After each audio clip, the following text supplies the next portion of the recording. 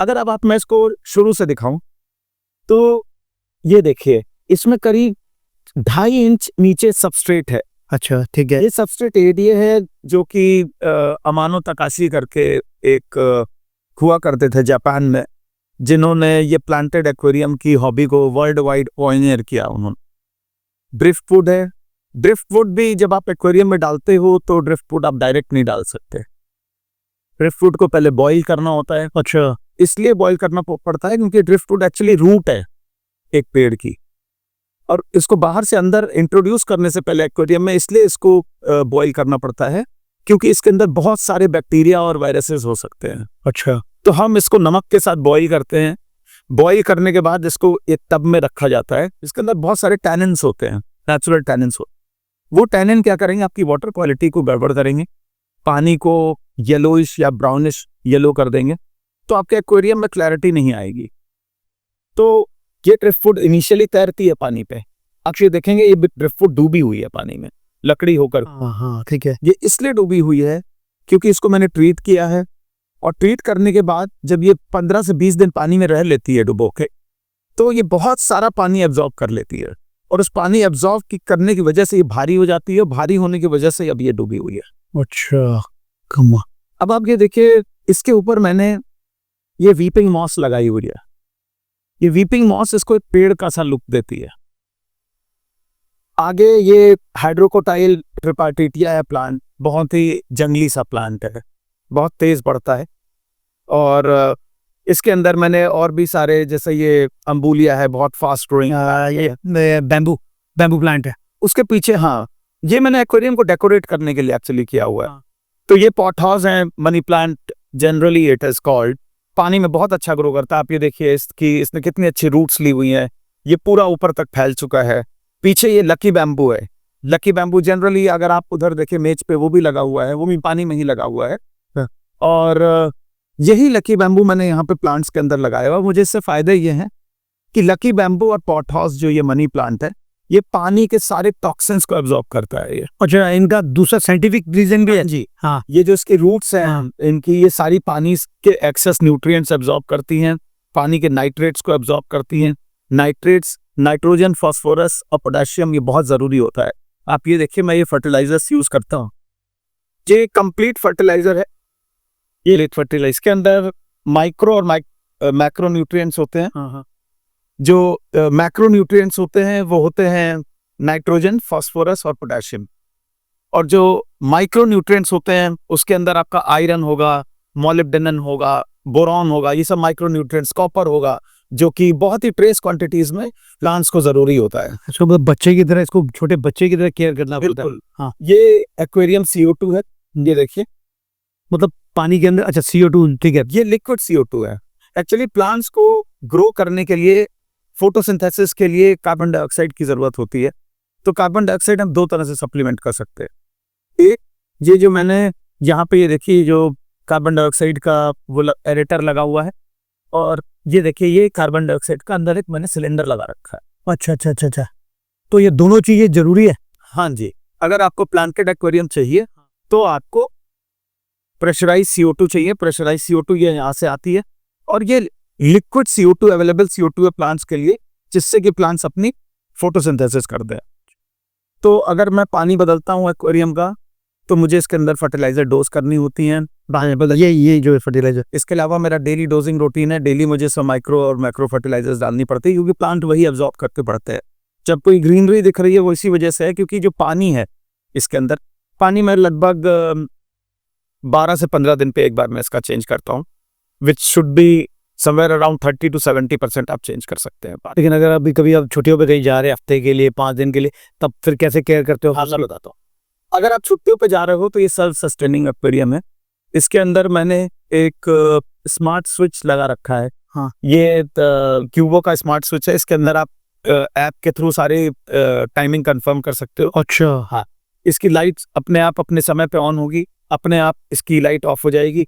क्योंकि इसके अंदर इतनी सारी एल्गी और प्लांट्स है, तो मुझे किसी भी फिश को अलग से खाना देने की जरूरत नहीं है। एक हफ्ते भी अगर मैं कोई खाना ना दूं, किसी फिश को कुछ भी नहीं होगा, कुछ भी नहीं। मैं वेकेशन पे जाता हूँ, इसकी लाइट अपने आप ऑन होती है, ऑफ होती है, इसके अंदर एरेशन चल रहा होता है, किसी फिश को, किसी प्लांट को कोई दिक्कत नहीं होती। अच्छा, इसमें एक चीज है, जैसे आपके यहाँ तो लाइट्स है, जिनके लाइट्स फ्रिक्वेंटली जाती है, हाँ। तो फ्रिक्वेंटली जाने पे फिर वो कैसे, कुछ है उसका भी कोई एक? एक्चुअली जो मैंने टाइमिंग सिस्टम इसमें लगा रखा है वो वायरलेस पे काम करता है।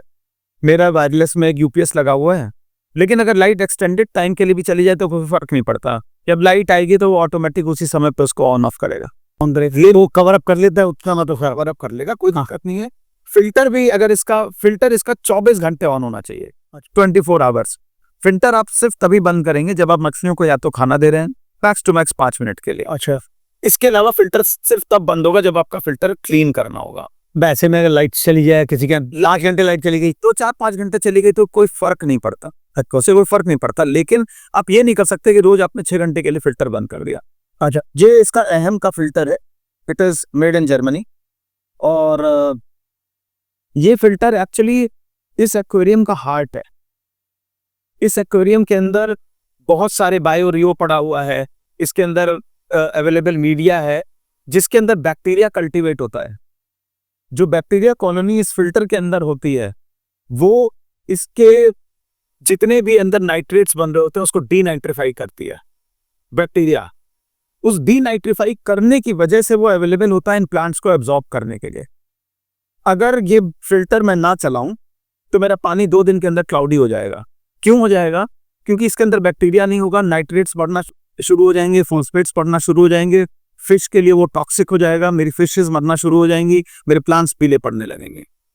Your filter is heart of this aquarium. अभी कभी एक ऐसा प्रॉब्लम भी आती हो कि फिल्टर में कोई प्रॉब्लम आ गई, 1 दिन में 2 दिन में ठीक हो रहा है, तो तुझे क्या 1-2 दिन की दिक्कत नहीं है। अगर कुछ सब्स्टिट्यूट भी रखना पड़ता है तो बताता हूँ।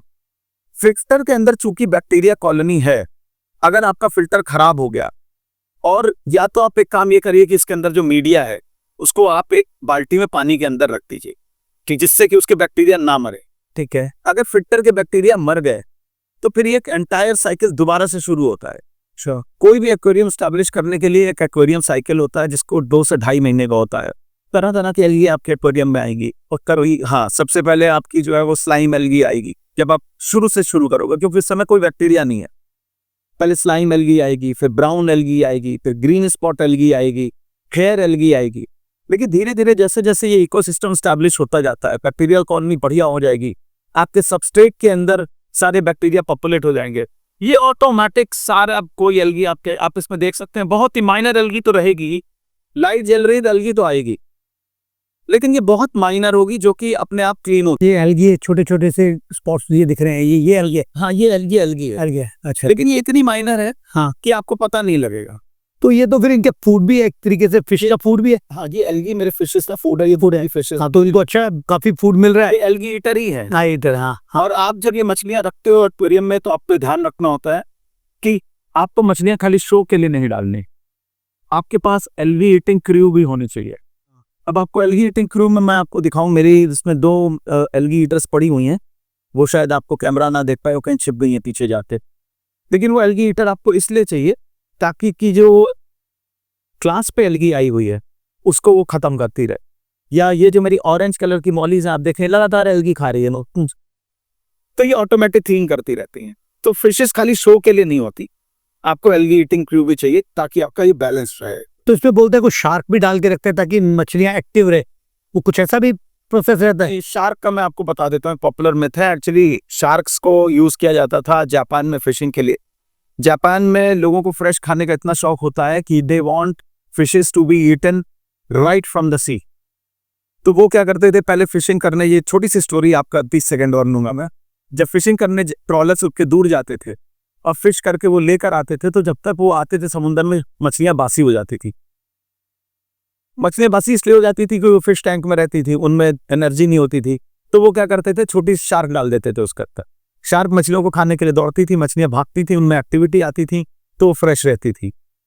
तो वो वहां पे कॉन्सेप्ट था। यहाँ पे तो जो शार्क होती हैं वो टाइगर शार्क्स वगैरह हम डालते हैं, वो फिश ईटिंग नहीं होती, वो खाती फ्लेट फूड ही है। अच्छा, वो सिर्फ एक मिथ है कि भाई वो शार्क भी डाला जाए ताकि फिशेज एक्टिव रहे। फिशेस वैसे भी एक्टिव रहती है, आप देखेंगे कोई भी फिश अपनी जगह पे स्टैटिक नहीं होती। फिशेज हाँ वेरी वही अगर आपने फिश के लिए ना इतनी सारी चीजें के प्लांटेशन एक दुनिया बनाई हुई है तो इसलिए शायद ये बोर नहीं होती, नहीं तो हाँ छोटे एक्वेरियम में तो मेरे ख्याल से फिर भी फिश को छोटे एक्वेरियम में भी अगर आप, मेरा तो रिकमेंडेशन है कि जब भी आप हार्ड स्केप भी बनाए तो फिशेज आप छोटी ही रखें। फायदा ये होता है कि एक तो खाना कम खाती है, हाँ खाना कम खाने की वजह से ये होगा कि उनका जितना भी एक्सक्रीटा होता है वो भी बहुत कम होगा। हाँ ठीक है। तो आपका एक्वेरियम कम गंदा होगा, कम उसके अंदर एल्गी आएगी। बड़ी आप जितनी फिश रखोगे उतना ज्यादा आप उनको खाना दोगे, एक्सक्रीटा उनका उतना ज्यादा होगा, उतनी मेंटेनेंस में इशू है। आप छोटी फिशेज रखें, मेंटेन करने में स्मॉल होती हैं, इजी होती हैं, खाना कम देना पड़ता है, 1-2 साल की आराम की लाइफ होती है इनकी अगर आप इनको अच्छे से रखते हो। बस इतना ख्याल आपको रखना है कि जो पानी आपका है और जो फिल्टर है, 2 चीजें बहुत इंपॉर्टेंट है। आप एक बहुत अच्छा फिल्टर लगाएं जो कि कम से कम, जैसे मान लीजिए आपका 200 लीटर का अगर आपका एक्वेरियम है तो 1 घंटे के अंदर आपके फिल्टर को 800 लीटर पानी साइकिल करना चाहिए कम से कम। के अंदर अभी इसमें कितना है, 200 लीटर? हाँ ये 200 लीटर का एक्वेरियम है। हाँ मेरा ये फिल्टर कम से कम 700 से 800 लीटर पानी 1 घंटे में साइकिल कर देता है। फिल्टर मतलब 15 मिनट में पूरा साइकिल कर देगा। देखिए आप ये मेरा इसका अच्छा है, ये आप देखना देख। अच्छा इसमें से जा रहा है, ये फिल्टर में से जा रहा है, फिर ये नॉट साइकिल करेगा। ये देखिए, ये जो मेरा पानी है ये इस पाइप के थ्रू जा रहा है, ये पानी मेरे इस फिल्टर के अंदर जाता है, इस फिल्टर के अंदर ये पानी साफ होता है, ये पानी साफ होके इस चिलर के अंदर आता है, ये चिलर मेरे पानी को ठंडा करता है, चिलर से ये पानी ये वापस मेरे एक्वेरियम में यहाँ पे आ रहा है फिल्टर होकर। इस समय ये आपको मैं दिखाऊं चिलर का टेम्परेचर एक बार दिखाइए, 23.4 डिग्री है। इस समय ये चिलर काम नहीं कर रहा क्योंकि मैंने चिलर का टेम्परेचर 26 डिग्री पे सेट किया हुआ जो कि ऑप्टिमम टेम्परेचर है। ठीक है। तो अब जाड़ों में मुझे इसमें एक हीटर लगाना पड़ता है। अच्छा अलग से हीटर लगाना पड़ता है, आपको शायद बाहर से ही देख पाए, ये देखिए इसके अंदर एक हीटर लगा हुआ है, ये 26 डिग्री पे सेट है। आइडियली आपको एक्वेरियम का टेम्परेचर 24 से 26 डिग्री रखना होता है। अच्छा तो अगर आप 24 से 26 डिग्री पे एक्वेरियम रखेंगे तो आपकी फिशेस हेल्दी रहेंगी, आपके प्लांट्स हेल्दी रहेंगे, फिशेस को बीमारियां नहीं होंगी। फिशेस को बीमारियों से बचाने के लिए बहुत सारे तरीके होते हैं, उनके बारे में भी हम बात करेंगे। तो उसका मतलब पूरा सपोर्ट सिस्टम है इसका, फिशेस की लाइफ को पूरा मेंटेन करके। इसका हाँ टेम्परेचर मॉनिटर करता हूँ, ये मेरा टेम्परेचर शो कर रहा है कि कितने पे जो है वो एटमॉस्फेरिक टेम्परेचर कितना, मैंने अब इसका टेम्परेचर कितना है। ऐसा मतलब आपको एक आर्टिफिशियल चीज करने के लिए कितनी चीजें मेंटेन, और नेचर ने आपको दे रखा है, पूरा पूरा सिस्टम दे रखा है, इकोसिस्टम दे रखा है, उसको कोई मेंटेनेंस, कोई इलेक्ट्रिसिटी की जरूरत नहीं, कोई फूड की जरूरत नहीं, सब उसे बनाया हुआ। और हम आर्टिफिशियल करने में कितनी मेहनत लगती है, मतलब गॉड इज ग्रेट। मतलब भगवान ने एक फ्रेश वाटर एक्वेरियम है। आप सोचिए नदियों के अंदर ये प्लांट्स होते हैं, नदियों के अंदर मछलियां होती हैं, नेचुरल कार्बन डाइऑक्साइड है, फ्लो ऑफ वाटर है, तो लगातार साफ हो रहा है। नेचर ने कितना इजीली किया हुआ है, वही काम आपको आर्टिफिशियली करने की कितनी मेहनत, कितनी टेक्नोलॉजी, सब स्किल सेट, सब कुछ चाहिए। लेकिन आपको एक अच्छा तो लगता होगा, आपने एक चीज अचीव की हुई है, मतलब जो गॉड ने, भगवान ने एक सिस्टम बनाया हुआ है, उसको आपने नियरली अप्रोच करने की एक कम से कम एक मतलब लगता तो है आपने कुछ अचीव किया हुआ भी। और मेहनत है, चलो मेहनत है, लेकिन एक सेंस ऑफ अचीवमेंट भी तो आती है ना। नहीं। और एक सबसे बड़ी बात है, आप एक फिश को रोज फूड दे रहे हो। लोग जाके नदियों में पानी वो डालते हैं, फिश को फूड डाल रहे हैं, आप प्लांटेशन घर पे डाल रहे हो, फिर वो लाइफ आप देख रहे हो। मतलब मैं तो बड़ा इंप्रेस हूँ, मतलब मैंने, लेकिन हाँ उतनी हिम्मत नहीं कर पा रहा जितनी मेहनत आप कर रहे हो। या तो इतनी मेहनत मत करो, आप एक हार्ड स्केप बना लो। आप एक 2 फीट का एक्वेरियम ले सकते हो, 2 फीट के एक्वेरियम में कुछ आप ड्रिफ्ट फूड ट्रीट करके डाल सकते हो, इस तरह के लावा स्टोन्स डाल सकते हो, इस तरह की रॉक्स आप डाल सकते हो। कुछ प्लांट्स होते हैं जो बहुत हार्ड होते हैं, उनको केयर की जरूरत नहीं होती है। लेकिन कुछ ना कुछ तो, जब एक्चुअल में एक आम आदमी क्या करता है, जब एक्वेरियम लगाता है, और मेरे जैसे ब्रदर इन लॉ ने लगाया, उसने क्या किया, लगा के ना पता चला 1 महीने बाद फिशेज मर गई। मरने के बाद उसका मोटिवेशन, मतलब उसका रीजन है क्योंकि उसने ठीक से केयर नहीं करी। वो केयर, लेकिन हमें नॉलेज भी तो नहीं है, कहीं कोई सिखाया नहीं जाता कहीं को। देखिए मैं बताता हूँ, ये बहुत बड़ा प्रोफेशन है एक्वेरियम्स का। एक्वेरियम की जो शॉप्स होती है वो बिजनेस आपको एक्वेरियम बेच के नहीं करती। हाँ, वो मेंटेनेंस चलता है, जो वो मछलियां बेचते हैं, जो उसकी एसेसरीज बेचते हैं, जो प्लांट्स बेचते हैं, उनसे चलता है। आपकी मछली मरेगी नहीं तो आपकी उनकी नई मछलियां बिकेंगी कैसे? वो आपको कभी पहली बात कि जिनके एक्वेरियम शॉप्स होती है, they do not have the right knowledge for upkeep of fishes. वो आपको कभी नहीं बताएंगे कि कौन सी मछलियां साथ में रखनी चाहिए, एक्चुअली उनको खुद ही पता नहीं होता।